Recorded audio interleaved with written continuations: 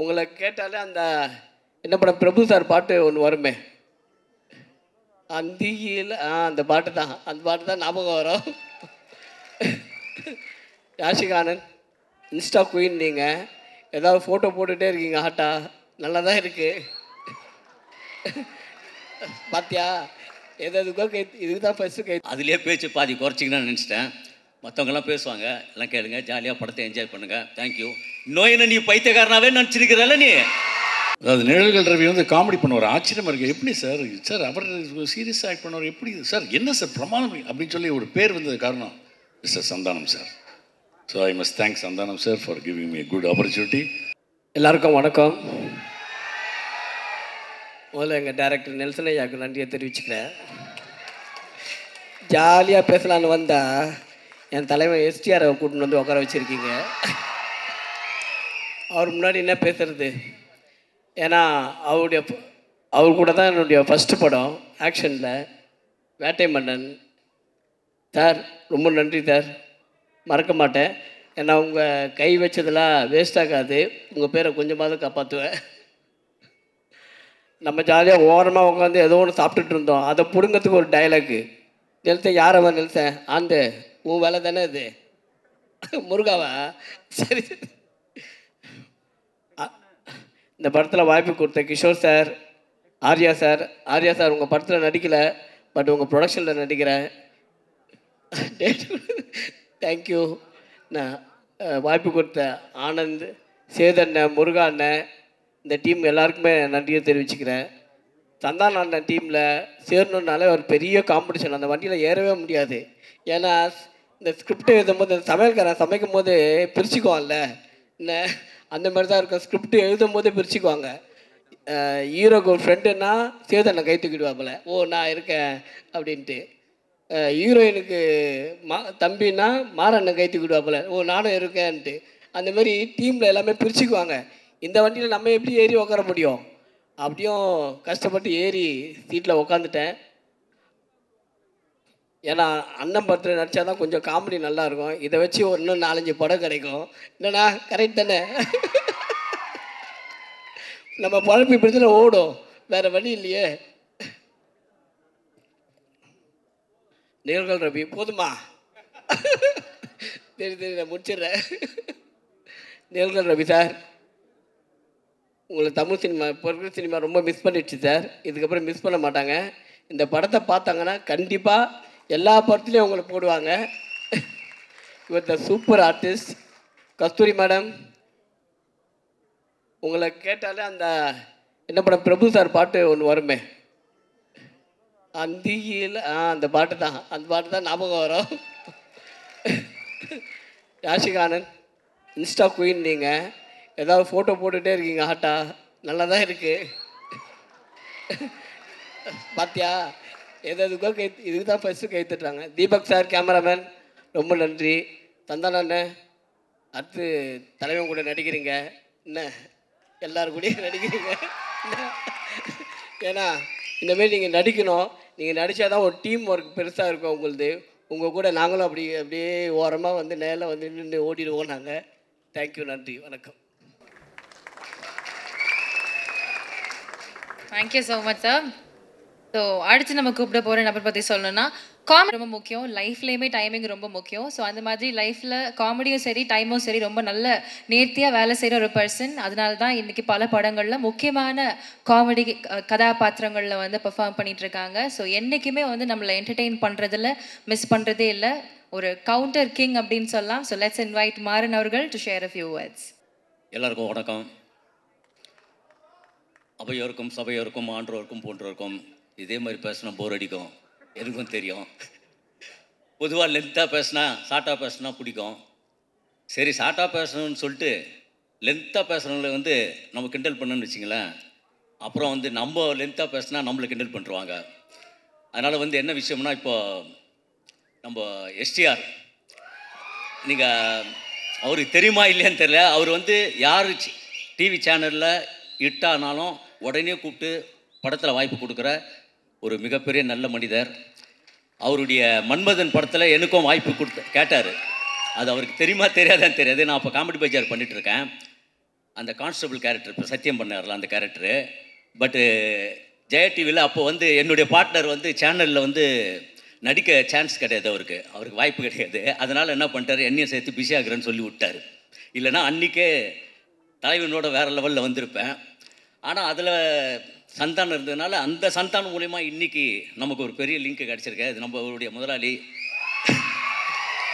அதை பற்றி சொல்ல தேவையில்லை, உங்களுக்கே தெரியும்.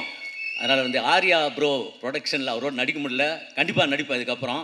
அதனால் அவருடைய ப்ரொடக்ஷனில் நடிச்சதுக்கு ரொம்ப நன்றி. ஏன்னா ஏற்கனவே கிங்ஸ்லி போதுன்னு வேறு சொல்லிட்டீங்க, அதுலேயே பேச்சு பாதி குறைச்சிங்கன்னு நினச்சிட்டேன். மற்றவங்கெல்லாம் பேசுவாங்க, எல்லாம் கேளுங்க, ஜாலியாக படத்தை என்ஜாய் பண்ணுங்கள். தேங்க்யூ. இன்னும் என்ன நீ பைத்தியக்காரனாவே நினச்சிருக்கிறல்ல நீ. வணக்கம் வணக்கம். அடுத்தபடியாக அலட்டல் இல்லாத ஒரு ஆளுமை. இவரோட ஃபில்மோகிராஃபி பார்த்தோன்னா அத்தனை ஃபிலிம்ஸ் பண்ணியிருக்காங்க.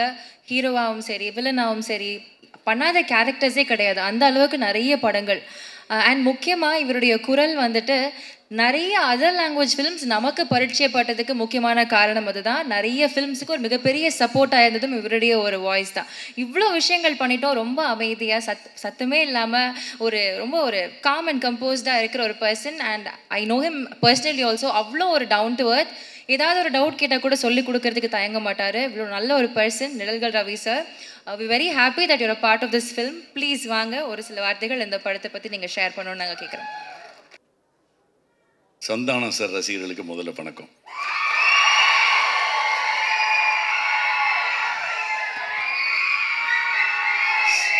Such a wonderful audience.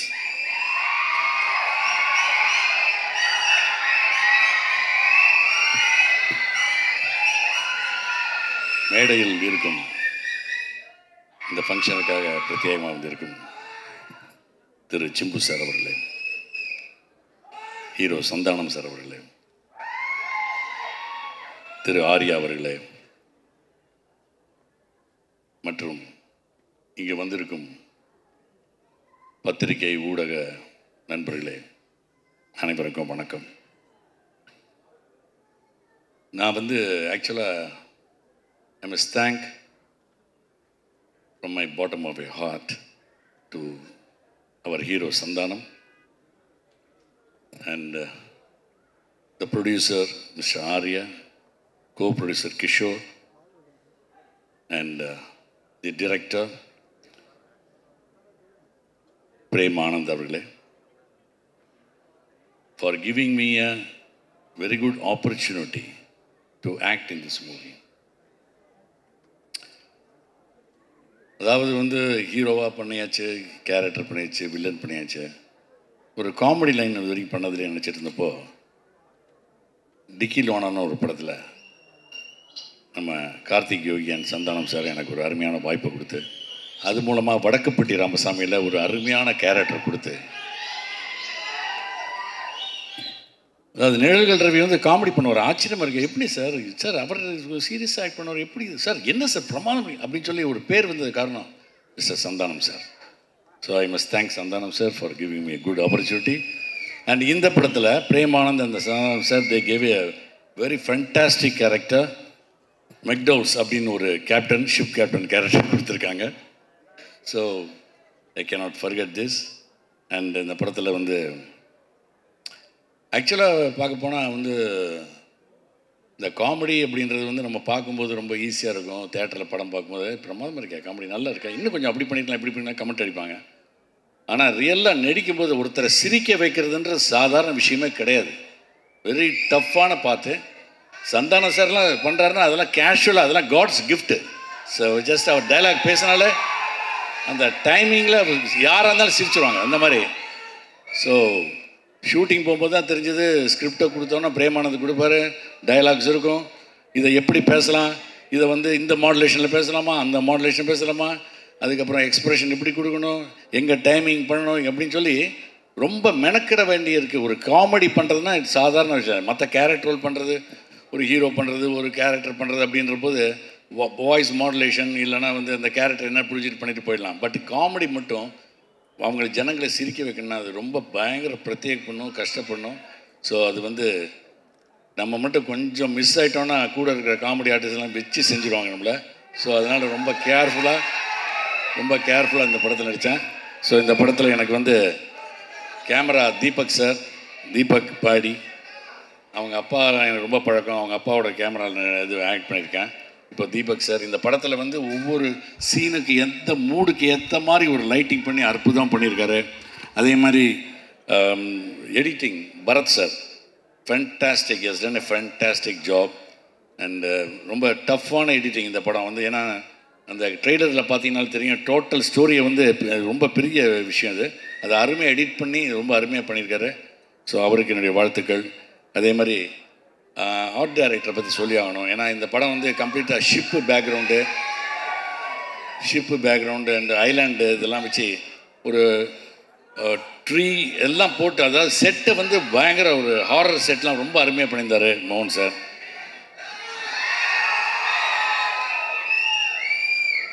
Okay, so nice talking to you. உங்களோட எனக்கு ஒரு சின்ன ஒரு இது கிடச்சது, ஆப்பர்ச்சுனிட்டி கிடைச்சது. Very nice to you.